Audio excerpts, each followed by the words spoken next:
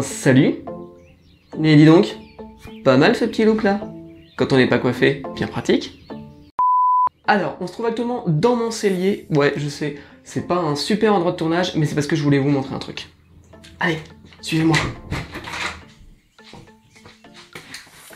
Tadadada, tada. Voilà. Bon, alors en gros, là, c'est mon garage. Et vous y voyez pas grand-chose.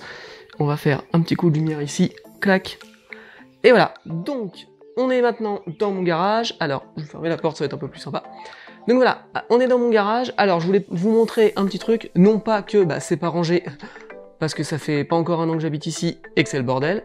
Mais je voulais vous parler de ça là-haut. J'espère que vous la voyez bien, je sais absolument pas ce que je montre. Alors en fait, je voulais vous montrer la lumière. Car oui, voilà, ma maison est assez récente, et en fait, il y a une chose que j'ai pas pensé à demander au constructeur, et donc forcément, si vous demandez pas au constructeur, il va pas y penser pour vous, c'est de mettre un va-et-vient pour commander cette lampe que vous voyez là.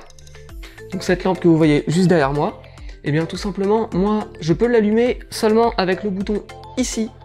Donc quand je viens tout simplement du cellier. Par contre, quand on vient de la porte là-bas, de l'entrée voiture, et on n'a pas d'interrupteur. Le seul interrupteur qu'on a sur le mur au fond, c'est l'interrupteur de la lumière extérieure, et donc c'est un peu gênant.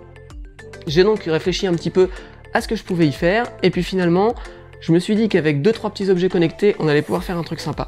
Donc dans cette vidéo, je vais vous montrer comment faire un va-et-vient tout simplement, avec des objets connectés pour pouvoir commander la lumière là-bas et ici, et ce, à moindre coût, bien évidemment, et on s'enfile sans passer aucun câble. Allez, c'est parti, on y va.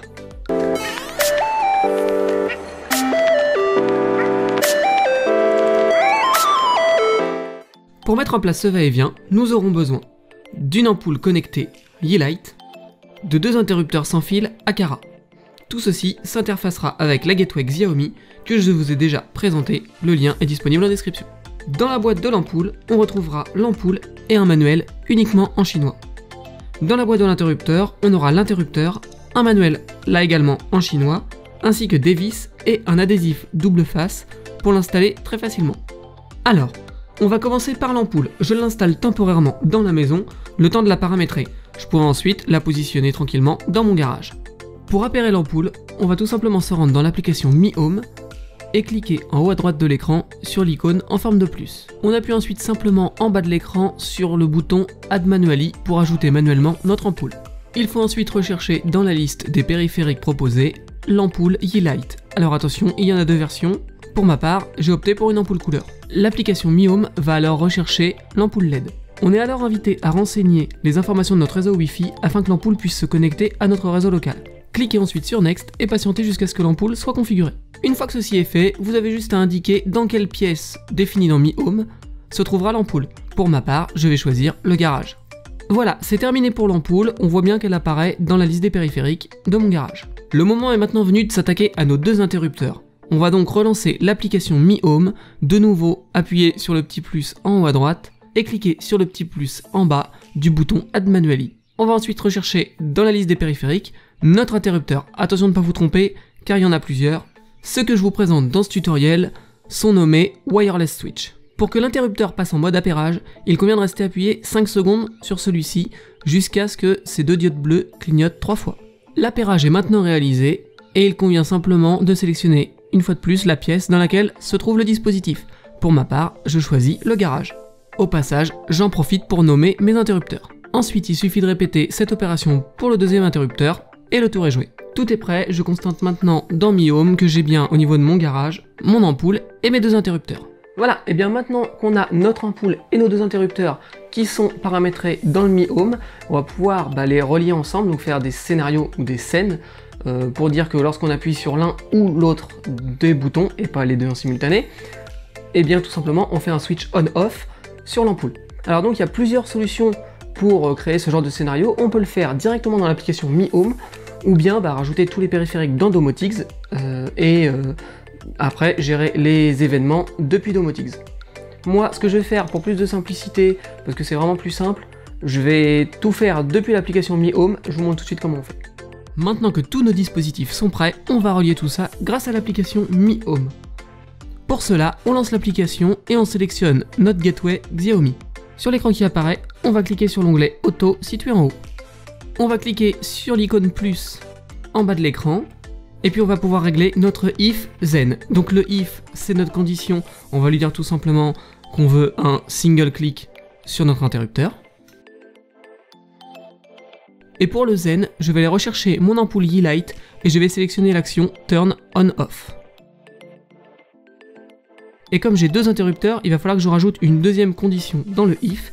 Et lorsque je vais le faire, eh bien la passerelle Xiaomi va tout simplement me demander est-ce que c'est une condition additionnelle, auquel cas il faudra appuyer sur les deux boutons en même temps, ou est-ce que c'est un ou, c'est-à-dire soit un bouton, soit l'autre. Moi je vais lui dire tout simplement que c'est soit l'un, soit l'autre. Voilà, il ne me reste plus qu'à valider et à donner un nom à cette scène. Bon, je vais l'appeler va-et-vient garage. Allez, petite démonstration en live, je prends mon premier interrupteur, j'appuie et la lumière s'éteint. Je rappuie à nouveau, la lumière s'allume. Je prends maintenant le deuxième interrupteur, oups, je viens d'éteindre la lumière en le prenant. C'est pas grave. J'appuie, la lumière s'allume, j'appuie une nouvelle fois, la lumière s'éteint. Je pense que mon va-et-vient est opérationnel. Voilà, on va pouvoir aller voir le résultat puisque c'est terminé. Attention, c'est parti, donc on rentre dans le garage. Hop, mon petit interrupteur Aqara sans fil. Bien stylé le petit interrupteur. Et donc j'ai allumé ici, on va se rendre du coup à l'autre bout du garage. On va voir que j'ai le même interrupteur et que je vais pouvoir donc tout simplement commander la lampe. Au passage, je sais pas si vous pouvez apercevoir en haut la petite lampe, c'est l'ampoule Xiaomi. Et donc là, attention, deuxième interrupteur. Et voilà, on est dans le noir. J'ai donc maintenant un va-et-vient, tout simplement un va-et-vient sans fil, que j'ai fait avec seulement deux interrupteurs et une ampoule, donc du produit Aqara et Yeelight.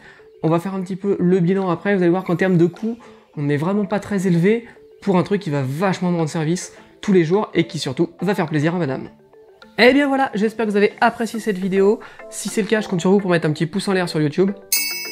Moi, ça m'encourage pas mal dans mon travail, et puis surtout, si je vois que vous aimez ça, eh bien je pourrais pourquoi pas vous proposer d'autres vidéos du même genre, un petit peu cas pratique, sur comment faire pour améliorer un petit peu sa maison, notamment lorsqu'il y a des choses qui sont pas prévues, et si on peut le faire avec des objets connectés, et en plus que ça coûte pas très cher, et bien pourquoi s'en priver.